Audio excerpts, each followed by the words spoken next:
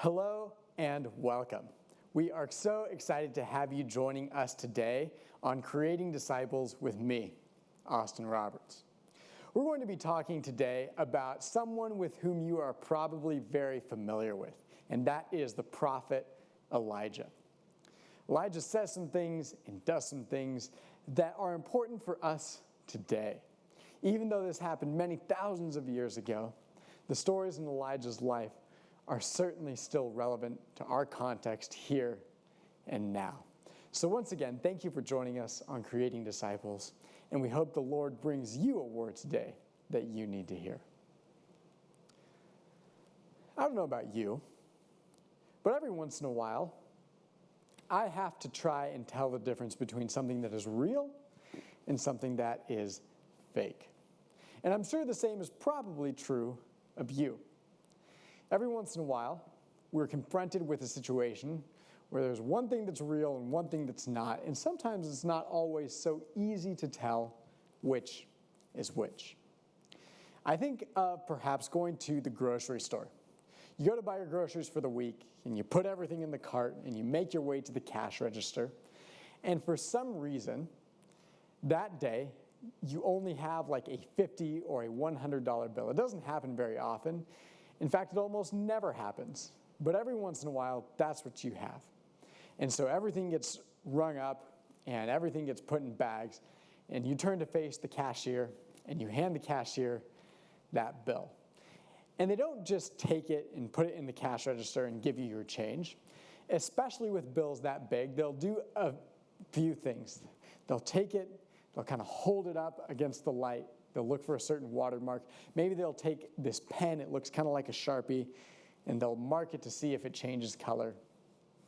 And they do these different tests. And why do they do these tests? Well, it's simple, really. They're doing these things to see whether or not this bill is real. Because if it's fake, they're not going to take it. Have you ever had to tell the difference between something that is real and something that is not? Well, we have in Loma Linda a pastor on the staff there who our family happens to be good friends with. And she is also good friends with some people on the staff of the professional NFL team, the Dallas Cowboys. Well, she tells this story of making her way once through a town and seeing a store where they were selling some NFL memorabilia. And at that time, there was a wide receiver who played for the Dallas Cowboys by the name of Dez Bryant. And she said that she was looking through some of these things and she found some stuff, a picture and a piece of the old stadium there in Texas that was signed by him. And as she said, she began to laugh at the ridiculous price of this memorabilia. Well, she took some photos of it and nearly got her phone confiscated because of this store's no picture policy. But she took those photos and then sent it to that friend of hers who worked on the Dallas Cowboys staff. And apparently at that moment, he happened to be sitting next to Bryant, the wide receiver. And as the story goes, he showed Bryant these photos. And Bryant was not happy. Because as he looked at those, apparently he looked and realized that these were not things that he had signed. Dez Bryant would know his own signature. He knows what his own handwriting looks like. He knows what's real and he knows what isn't when it comes to his own pen. Have you ever had to tell the difference between something that is real and something that is not? Sometimes it's easy. Sometimes you can tell no problem. But sometimes it's a little harder. My parents told me that many years ago, they were flying into Boston Logan International Airport. And as they were flying in, for whatever reason, they made it out to the curb and they got their luggage and stuff and they waited for the hotel shuttle. And my dad says that there was someone who came and was helping them load their stuff into the shuttle. And he says that this guy who was helping them looked exactly, almost identical to Rod Stewart. Now, full disclosure, I am not 100% sure who Rod Stewart is, but my dad said this guy looked like Rod Stewart, so I believe him. But he says that this guy looked so much like Rod Stewart that he actually began to question whether or not it actually was. So they got in their shuttle, began the drive to the hotel, and he asked the bus driver, he said, "Is that Rod Stewart back there? That guy looks just like him." And the bus driver looked at my dad and said, "Yeah, that's Rod Stewart, loading luggage and parking cars at Boston Logan International Airport. Of course it's not Rod Stewart. Do you think he's doing that?" Sometimes it's easy to tell between something that is real and something that is not. But sometimes it's tough. Sometimes these things are sneaky. You can't quite tell the difference between the two, the real one and the fake one. But that's the reality of life. We have to go through life, and often we have to be able to tell the difference between one thing and another. Well, if you are struggling to differentiate between something that is real and something that isn't, you are not alone. In fact, we're going to step into a context today with a certain prophet who dealt with a people that were struggling with that exact same question. They were trying to tell the difference between a real God and a false God. So today we step into the context of the prophet Elijah. And I don't know if you know Elijah, but Elijah is an interesting individual. You see, Elijah's story is a big one. And it's not told in the same way as many of the other stories. So I'm going to tell you that story today. Elijah is the one who we find in the book of 1 Kings. And his story starts in 1 Kings chapter 17. And he doesn't have much of an introduction. In fact, there in 17 verse 1, he's introduced with these words. "Now Elijah the Tishbite from Tishbe in Gilead said to Ahab, 'As the Lord the God of Israel lives, whom I serve, there will be neither dew nor rain in the next few years, except at my word.'" And that's how he's introduced. We're told his name and we're told where he's from. And that's it. We're not told anything about his family, his past, his background, none of that. It's just now Elijah. And then he bursts onto the scene and he says to Ahab, "No dew, no rain until I say so." And then he takes off and he runs, just as God had told him to do. And where does he go? Well, he goes east, it says, to the Kerith ravine east of the Jordan. And there he spends a long time. And day in, day out, for years, he is brought food by ravens. And they come and they feed him and he drinks water from the brook. And that's what he does. Then, after that, we have another interesting story. You see, finally, the brook dries up because there has been no rain in the land. And then Elijah does what the Lord says once again. God says, "Go at once to Zarephath, and there you will find somebody." And then we have this interesting exchange because Elijah does just that. He goes and he finds this widow and he says, "Feed me." And the widow is not happy with this directive because she says, "Listen, I do not have food for you. I barely have enough flour to make enough bread for my son and I to eat once more, and then we will die." And Elijah says to her, "Don't be afraid. The Lord is the one who sent me. Go home, make the loaf of bread for me first, and then you will have some to make for you and for your son." And I credit this woman, a woman of great faith, because she does just what Elijah says. She makes him that bread, and then she makes some for her and her son, and then a miracle happens, but not just one. A miracle happens over and over and over, because you see, every single day, the jar of flour and the oil she uses to make the bread don't dry up and don't empty. Every day she opens it to make more food, and there is more there, somehow, because she has had faith in the Lord. But then we've got something interesting that happens. You see, it says, sometime later, the son of the woman who owned the house became ill, and he grew worse and worse, and finally he stopped breathing. And the woman gets upset at Elijah. She says, "What have you done against me, man of God? Did you come to remind me of my sin and kill my son?" And Elijah says, "Give me your son." And you can imagine Elijah in this moment, in this context, as he takes her dead son and lays him down and thinks, God, you have kept this boy alive. You've kept this woman alive. You've kept me alive for oh so long as we have suffered through this famine. And now you let him die? How could you? Why are you going to let this happen? We have been faithful. This woman has been faithful. And now her son is dead? Come on, God. And so there they are. And he stretches himself over the boy 3 times and cries out to the Lord. He says, Lord my God, let this boy's life return to him. And the Lord hears him. The Lord hears Elijah's cry, in fact. And he lives. And he picks the child up and carries him down from his room and says, look, your son is alive. And the woman says, now I know you are a man of God and that the word of the Lord comes from your mouth. And it is the truth. So over and over again, we see these miracles from Elijah, and he follows God. In fact, as we read this story, there are a couple of phrases that we see more than once.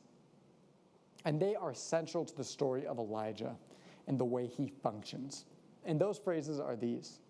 We have on the one hand, and then the Lord said, and on the other hand, and Elijah went and did. And then the Lord said, and Elijah went and did. And then the Lord said, and Elijah went and did. You see, Elijah is a man of God, and he follows God's word. And when God says to go do something, Elijah goes and does it. And that is central. That is a big deal in this story. And then we step into the next part of this story.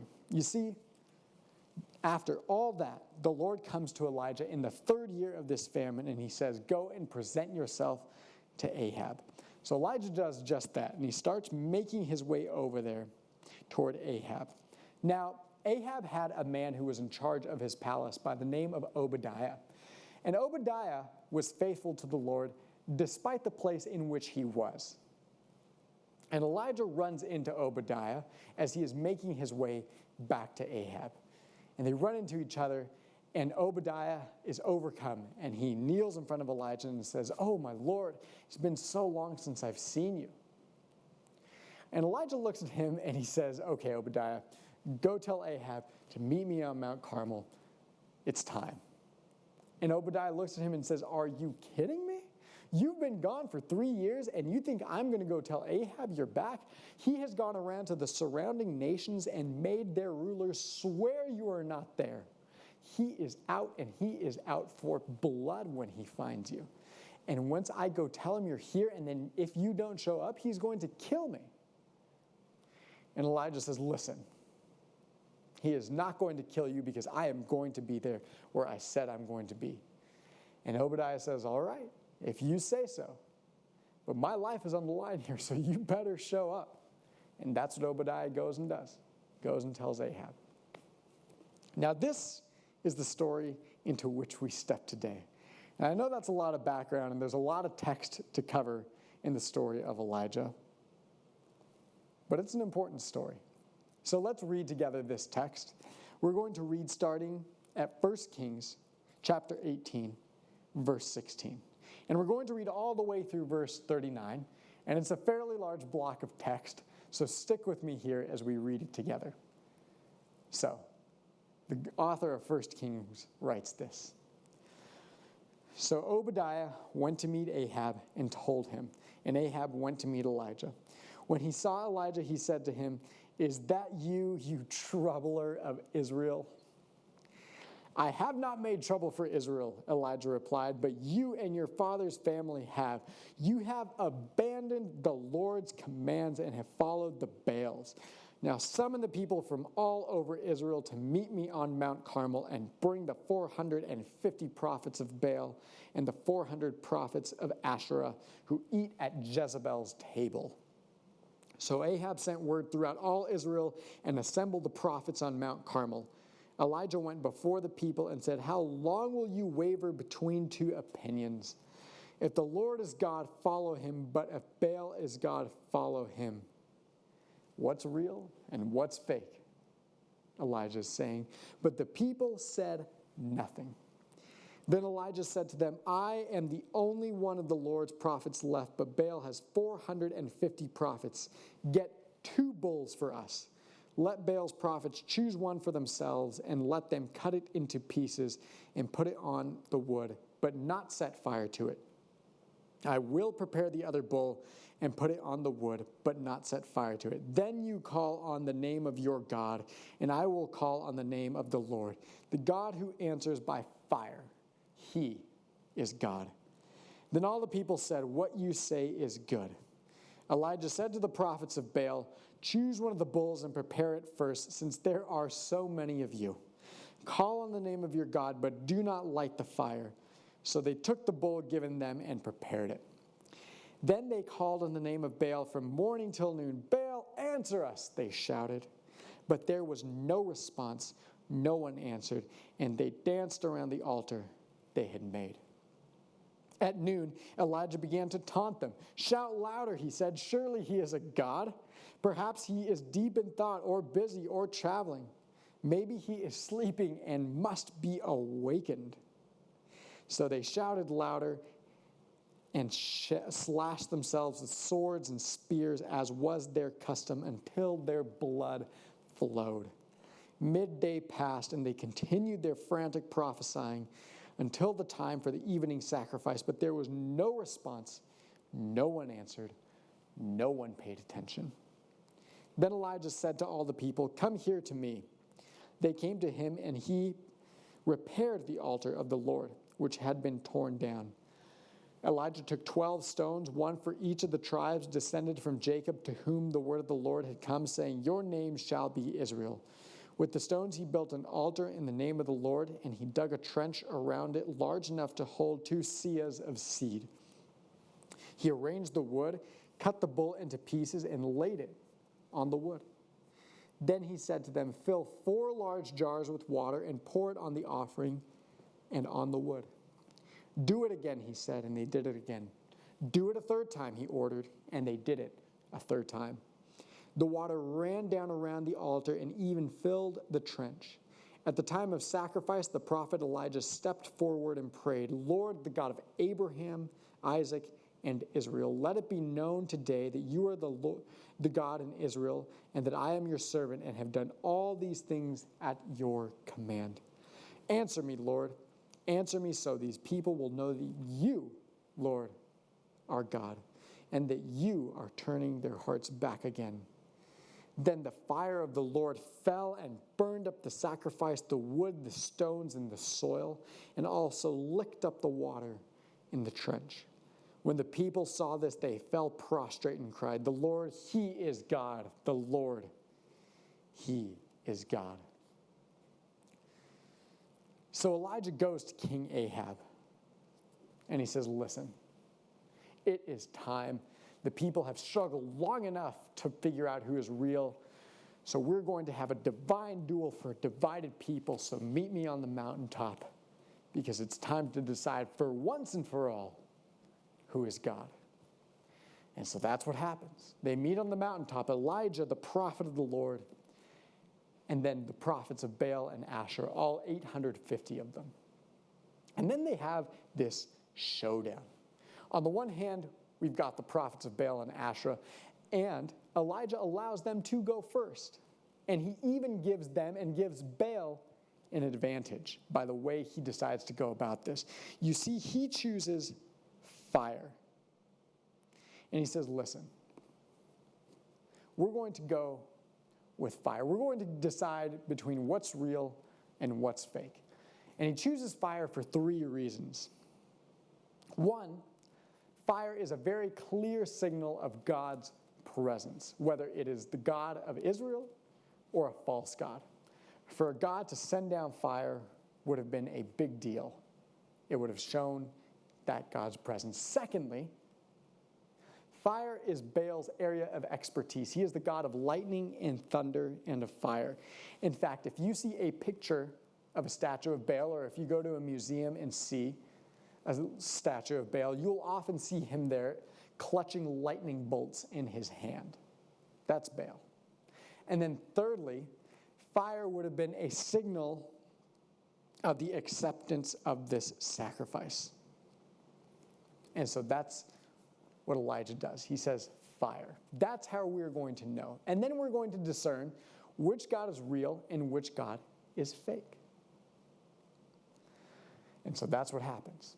And there they are on the mountaintop. And first the prophets of Baal go, but nothing happens. There is no fire from Baal. And it goes so long that Elijah begins to make fun of them. He says, why don't you yell a little louder? Maybe he can't hear you. Maybe he's on a trip. Maybe he's asleep or deep in thought, and you must awaken him. But nothing happens. So finally Elijah says, enough. It's my turn. So he goes out there. He builds this altar, or he repairs it as the text says, and then he slaughters the bull and prepares everything. And then in this time of famine, he has the people pour 3 enormous jugs of water all over the sacrifice. So that way there is no question that if fire comes, it is from God. He can't sit there behind this altar and magically light this thing aflame. He can't be sneaky about it. It is soaking wet. It is not getting lit subtly. And so he prays, and he prays this prayer over the people of Israel. He says, oh God, send fire and prove to them who you really are. And that's what happens. Suddenly fire rains down from heaven and consumes everything. It consumes the water, the bull, the wood. It even melts the very rocks. And there is no question which God is real and which God is fake. And the people there, you see it in verse 39. They say it, the Lord, He is God. The Lord, He is God. Now, in today's world, we don't often have to struggle with those kinds of issues. We don't ask for fire from heaven to prove to us that God is real. But we struggle with very different false gods. We have social networking, for instance. And social networking promises us to connect us to others and to give us friends. But the truth is, it only gives us that idea. In fact, according to Newsweek.com, we are more lonely today as a society than we have ever been before. And since the 1980s, I believe, the amount of people who say that they have no one with whom to discuss important matters has tripled. And so although social networking promises that, it doesn't really give that. We need to be with people face to face to create real and honest and true relationships. Or perhaps that's not something you struggle with. Perhaps you struggle with money and the things that it promises. And money promises to bring happiness and to give you everything you could ever want. But the truth is, money can only go so far. American business tycoon John Jacob Astor, who is said to have been worth $87 million at the time of his death, declared, "I am the most miserable man on earth." Or we have Henry Ford, the inventor of the assembly line and the first to create an affordable car, who was worth well over $100 billion at the time of his death, if adjusted for inflation, is said to have said, "I was happier when I was a mechanic." Or perhaps one of the most famous American businessmen of all time, John D. Rockefeller, who was worth over $300 billion at the time of his death, if you adjust for inflation, is also said to have said, "I have all this money, but it brings me no happiness." Money promises many things, but money, in truth, only goes so far. So perhaps that's what you struggle with. And the truth is, if you think about social networking or if you think about money, those things do bring good things if used appropriately. Social networking can be a great way to keep up with people who live far away or people you knew from long ago. Money can help provide for you and your family, and you can give a lot of that away and help others.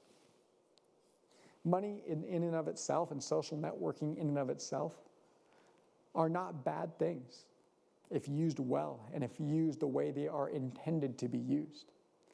But if you begin to worship those things as false gods, you are in for a tough reality.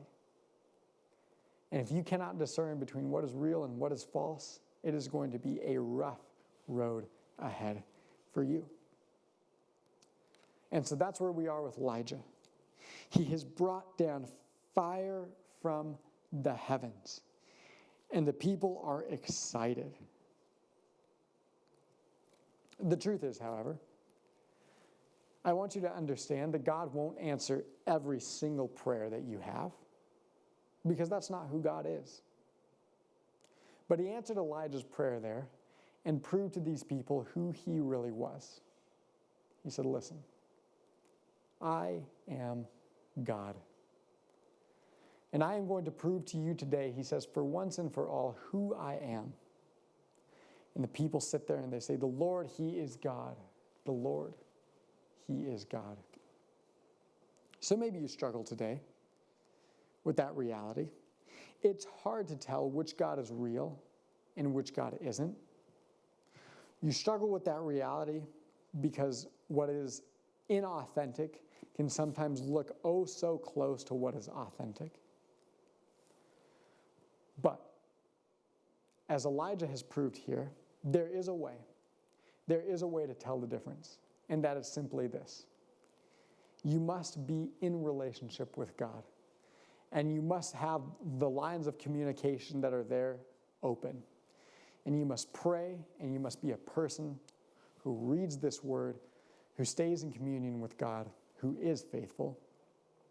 Because if you do that, you will be able to tell.